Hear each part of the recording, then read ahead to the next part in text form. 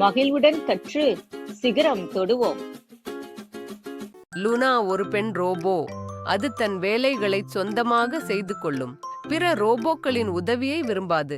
எப்போதும் தனித்தே இருக்கும். ஒரு நாள் லூனா தன் அறையின் சாவியை தொலைத்து விட்டாள். வெகு நேரம் சாவியை தேடினாள். சாவி கிடைக்கவில்லை. லூனாவை பார்த்து சுற்றியுள்ள ரோபோக்கள் வந்தன. உதவி செய்ய நினைத்தன. ஆனால் லூனா மறுத்துவிட்டாள். லூனா உதவியை மறுத்தாலும் அந்த ரோபோக்கள் சாவியை தேடத் தொடங்கின. சிறிது நேரத்தில் சாவி கிடைத்தது. லூனா மகிழ்ச்சி அடைந்தாள். அப்பொழுதுதான் ஒற்றுமையின் அவசியம் லூனாவிற்கு தெரிந்தது.